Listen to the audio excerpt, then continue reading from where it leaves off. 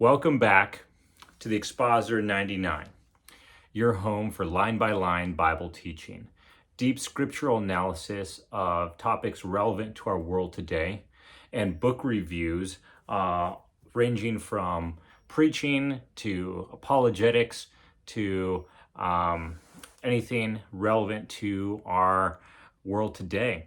So today, I'm going to be reviewing a secular debate book. So when I was Googling debate and just looking online, what were some of the most prominent debate books? And there was this gentleman's book, Mehdi Hassan. I hope I'm not mispronouncing his name, but I probably am.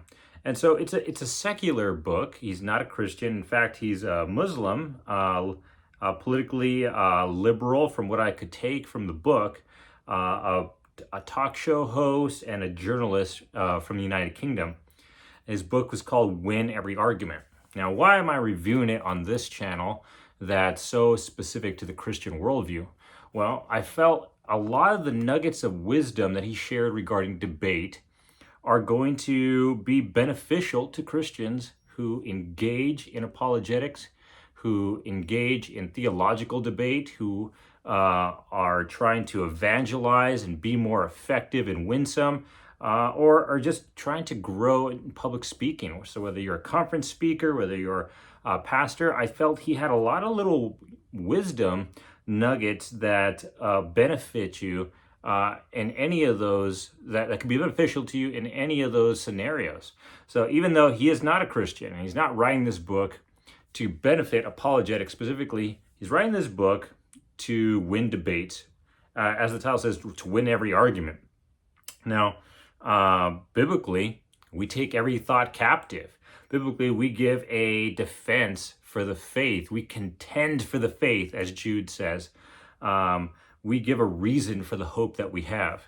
And so I went through this book, I'm reading it, and that's the lens in which I was reading this book is, what are some things, what can I pull out of here that's beneficial to bring to the apologetic sphere, that's beneficial to bring to theological debate, and that's beneficial from a speaking and preaching sense. So there's about 14 chapters, but I'm going to touch on maybe 10, 12 different things. I don't intend for this to be as long as my other book reviews, but I do think there's a lot of important nuggets of wisdom that we can take from this book. So, chapter 2, he titled, Feelings, Not Just Facts. So, a lot of times when it comes to debate, we get zeroed in on the facts, the data, who's mathematically correct, show me the numbers, and that's all well and good. And so that's why I like the fact that he did, in fact, no pun intended, he did, in fact, say, not just the facts. And what Mr. Hassan, I'll call him Mr. Hassan, I don't want to butcher his first name. What he's saying is an audience is going to be comprised of human beings that are emotional creatures, and they are going to be most likely swayed to your stance if you can reach them emotionally. And so that's not abandoning the facts, but seeing the value in connecting with them with an emotional story. And at first I thought about this, I was like, yeah, I don't know how I feel about that from a preaching standpoint or from an apologetic standpoint. But then I thought, me and my family, it was really, I might go as far as say life-changing for us to see the American Gospel documentary. We'd known the prosperity gospel was a false gospel. We knew this was a false teaching. But I think it was really moving to see a lot of the testimonials in the documentary. Particularly, there's this CrossFitter couple, and the wife gets really sick. And she's speaking on how in her chronic sickness, in her health wailing, she came to see this prosperity theology as a false gospel. She came to grow closer to the Lord in her sickness.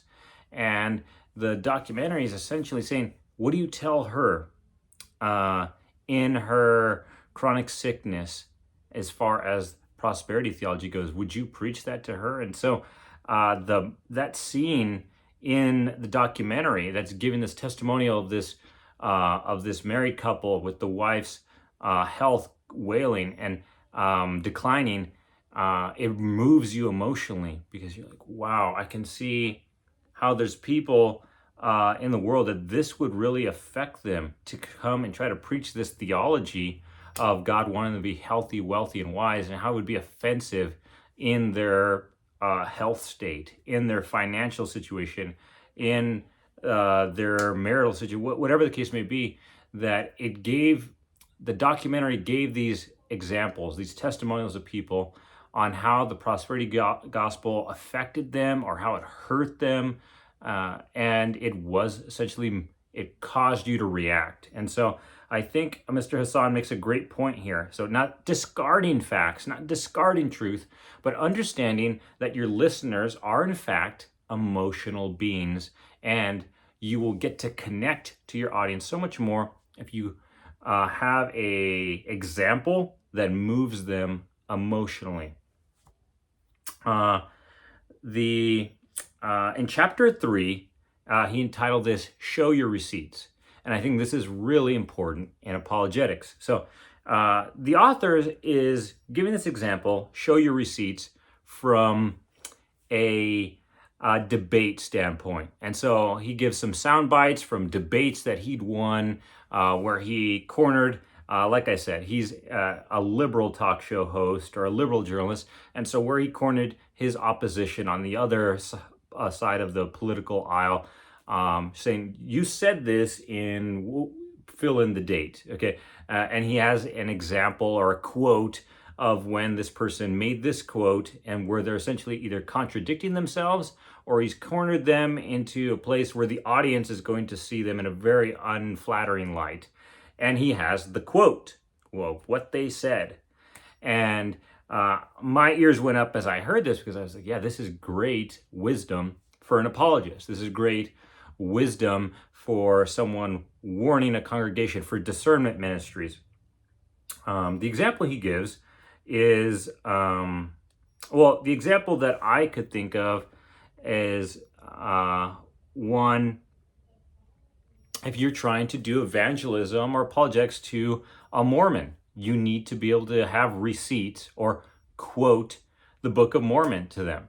If they're trying to tell you, hey, this is no different from Christianity. This is, we have the same faith. We just have some minor differences, and we just want you to be complete and take this Book of Mormon. You can show, no, in fact, this is a false gospel. Look, this is a different gospel.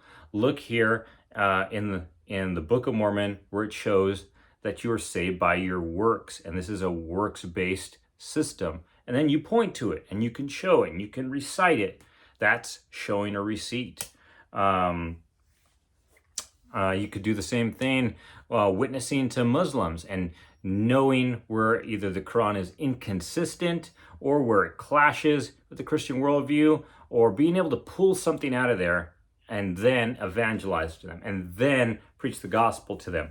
So other examples that I thought of, I've been listening to Dr. Groothei's book, and he talks about this sermon that President Obama gave, where he is calling on the absentee fatherhood in the Black community to rise up and to take accountability for how that's affecting their community, and essentially how this would, if he's now embracing a Marxist or a critical theory worldview, that this clashes with that's either in contradictory, or you could say, oh, so you think it's racist to take accountability for your actions. You think it's racist to look to the lack of fatherhood in this community, racist like President Obama?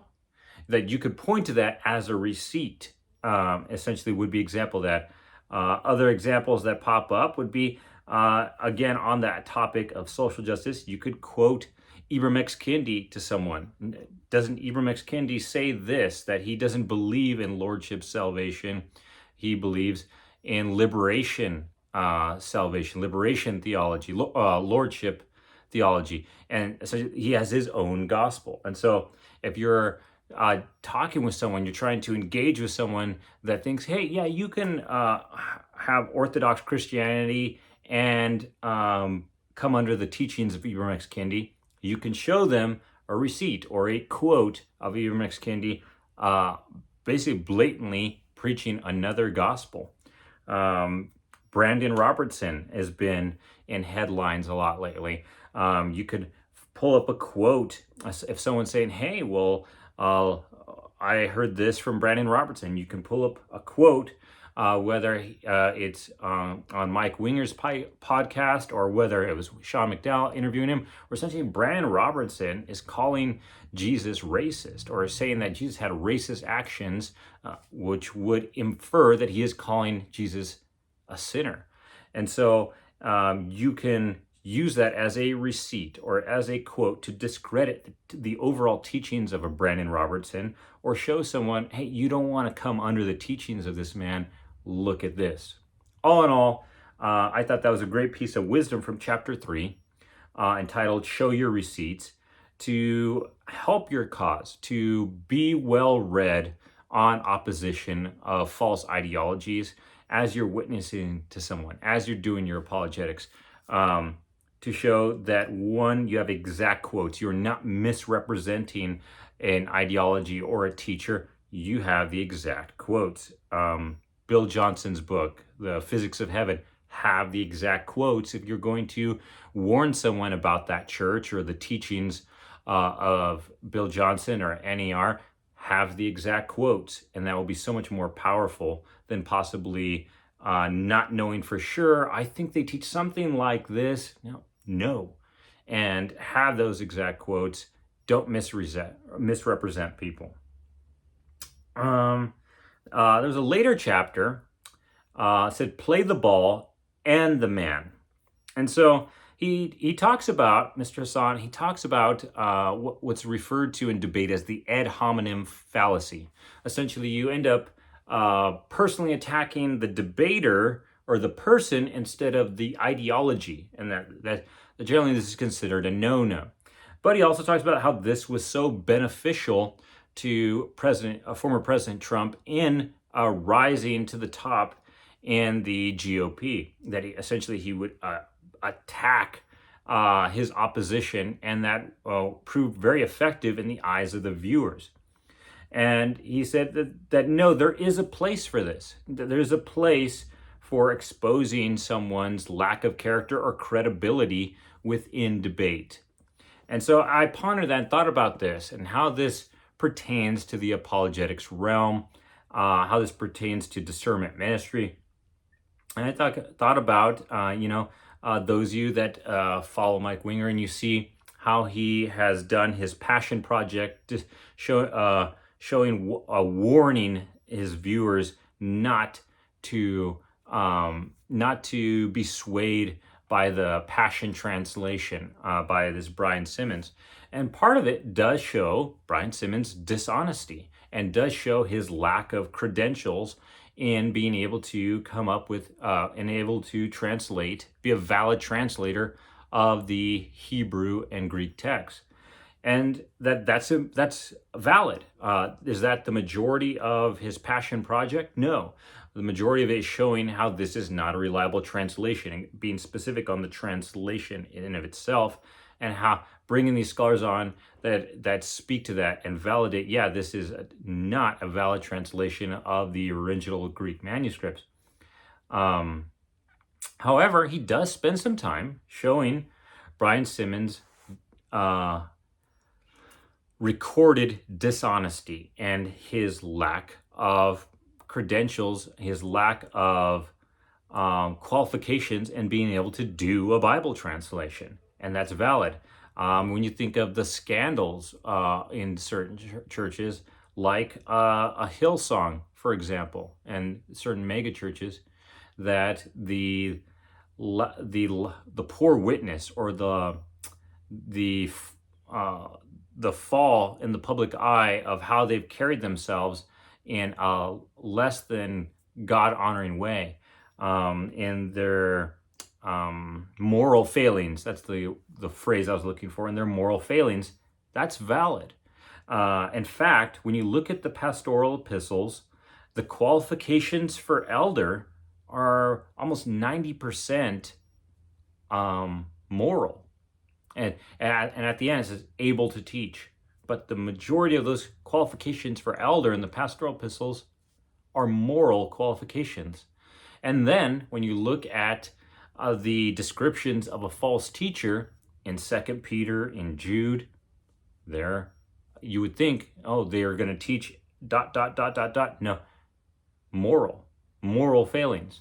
And so I think this chapter is valid because it says, no, I play the ball and the man, essentially. No, show their lack of credibility. And so for the apologist, yeah, you can show their lack of credibility as a man of God teaching. You can show their lack of expertise or credentials, that maybe you shouldn't be coming under this person because, one, they're not fit to teach, from their moral life, from their lack of equipping and so forth, and from their track record. What does their track record say as far as, is this a teacher you should be coming under? This next nugget of wisdom, the chapter was called Listen, Don't Just Speak.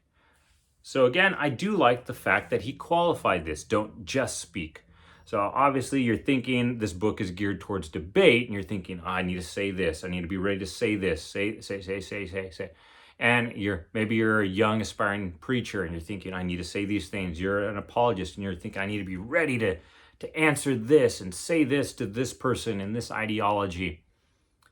Listen, don't just speak. Now, this helps you to come to the root of the disagreement.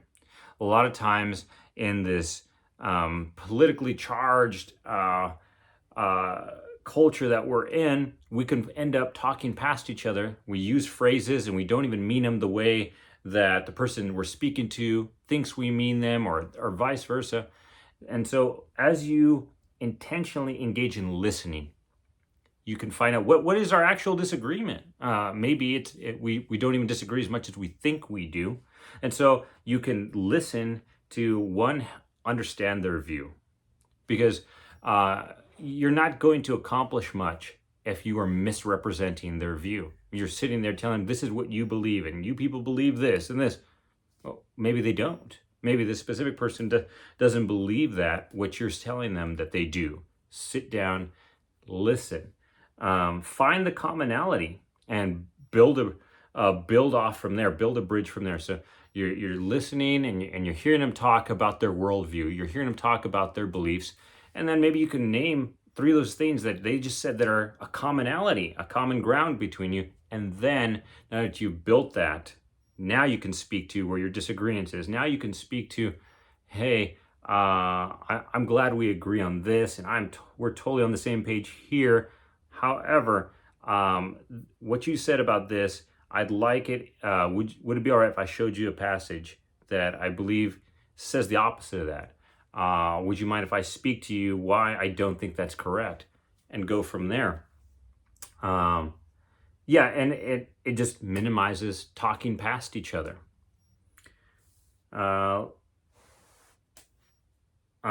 He said there was a chapter with the bullet point, make them laugh.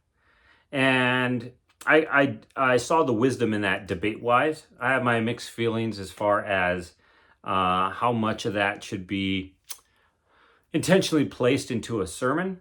But basically the way that it was framed, I did see value in it. It was all about just making the audience at ease with you, helping them to remember this as a positive experience and building a connection with them. And it all seemed like sound wisdom.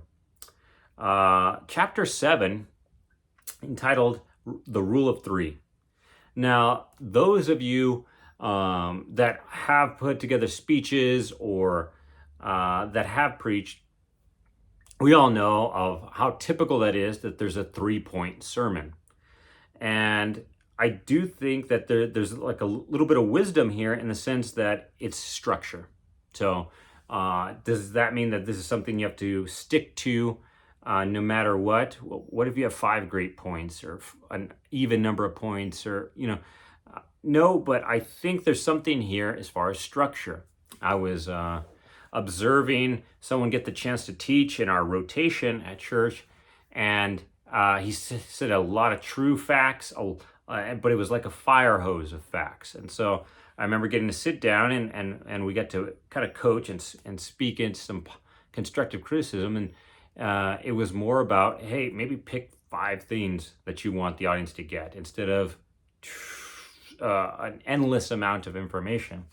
And so this rule of 3, I do think it's a valuable little piece of advice here, because it's essentially you're thinking, you need to think about the hearer and how much are they actually going to retain what you're trying to give them, and having the structure to think, I'll give them these 3 important details, these 3 important facts, and I'm really going to speak to them, give examples to those, and keep coming back to that and finish with that.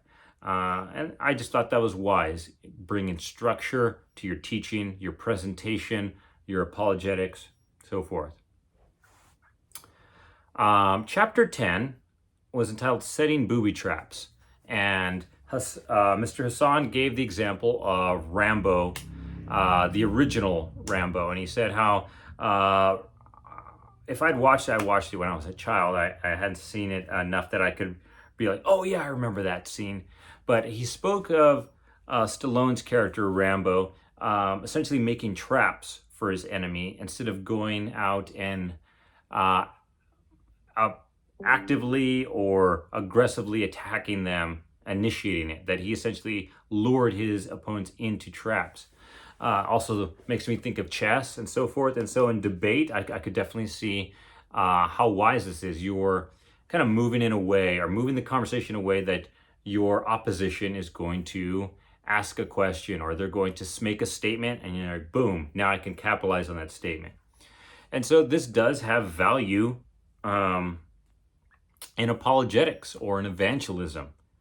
Guide the conversation to where you're strong.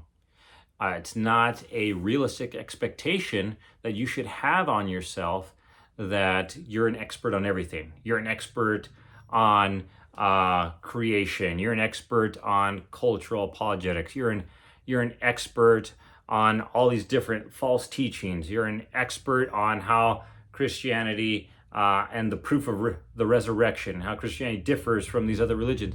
It's not realistic that you're an expert on all these things. But you should have different places of expertise, maybe from witnessing to family members or coworkers that you've been passionate about trying to reach them. And you can guide the conversation to where you're strong and guide it to a place where you can present the gospel. So from an apologist standpoint, you shouldn't be thinking as competitively as this book is presented, because granted, it's not about apologetics. It's written to win arguments. But as I was thinking about that, how can apologists use this wisdom? Guide the conversation to the gospel, guide the conversation to where you're strong. And from there, you're ultimately getting to a place where you're going to be able to show a case for the Christian faith. And at the very least, those hearing this conversation, that person hearing it, they're going to walk away thinking, okay. And they're reflecting and pondering that gospel presentation that they heard. This one is pretty relevant because I've seen this.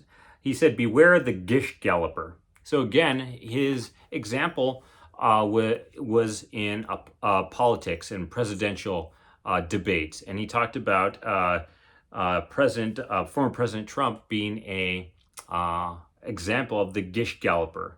And he talks about this, that someone, let me try to use a more respectable explanation of this. The gish galloper is someone that they kind of like word vomit, or they just spew out tons of different statements, and you're left thinking, okay, they said this, and he says avoid the temptation to want to correct every one of those false statements or every one of those statements that they just threw at you, but instead to go at the weakest statement that they gave you. Think of it like they just showed you all their cards. Someone that just really dominates and says, I won't say what he said in his book, but essentially they just spew out, or they vomit tons of things at you. And instead of correcting each and every one of those little statements, the advice that Mr. Hassan gives is listen to that and then pick out the weakest one, and the hearers will then hear the lack of validity that or how little substance was in that argument, and then it kind of discredits all those other things you didn't have time to address. And so I thought that that was a wise piece of advice. Chapter 13, Keep Calm and Carry On, it was titled. And I think this one's really important when it comes to witnessing, when it comes to doing apologetics and evangelism, and trying to warn someone who's being influenced by false doctrine, is keep calm, remain calm.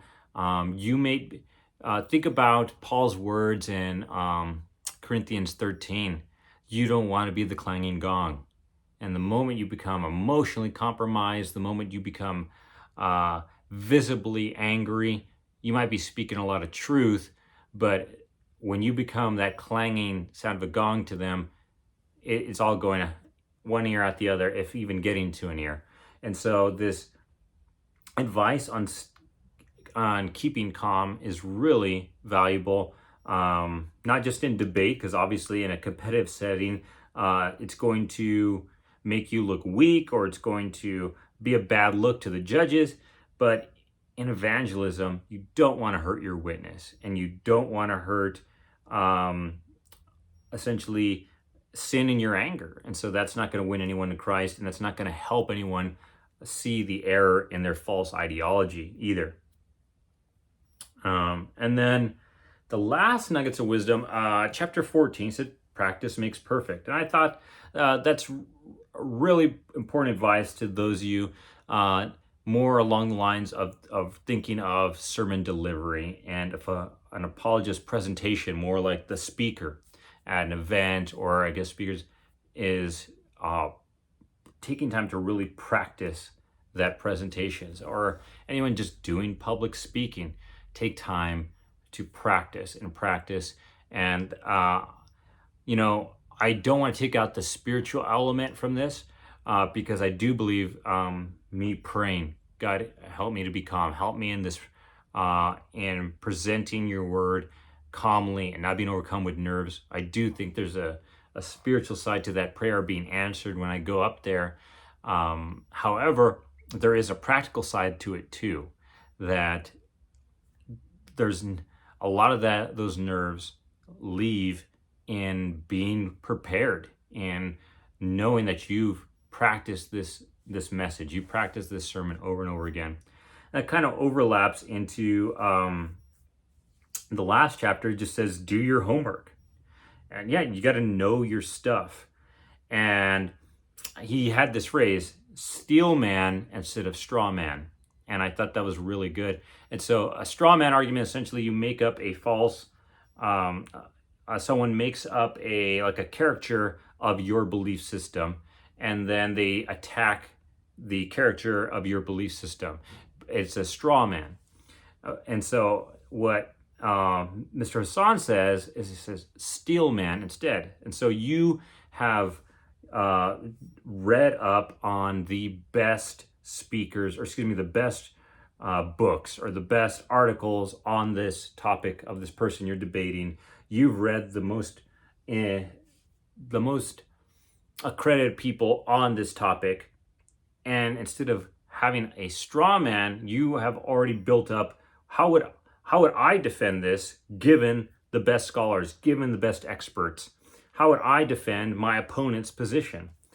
And I saw a great example of this. I was watching a debate on the Trinity earlier this week, and it was Nabil Qureshi against a Muslim debater. And so the Muslim debater was obviously, he was debating against the Trinity. And I sat there and I observed his presentation, and he had read the best Bible scholars. And I would only know this from being in the academic world. I was like, wow, he read James White, and he read Michael Bird, and he read Wayne Grudem, and he read all these expert Bible scholars, even in different theological camps.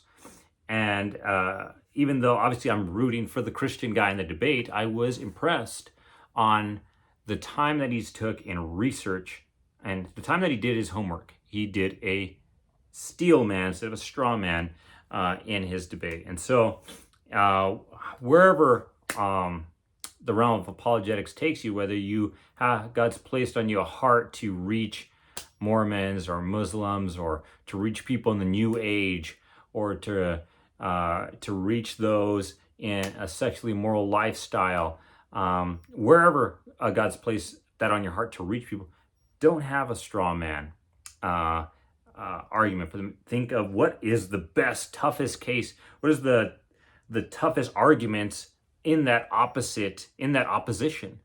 Know those, and to be able to work from there, to be able to know the counters to the toughest arguments against your position. And that is going to be that much more effective in trying to reach different individuals in these false ideologies. So those were the 12 or so main points that stood out to me from this book.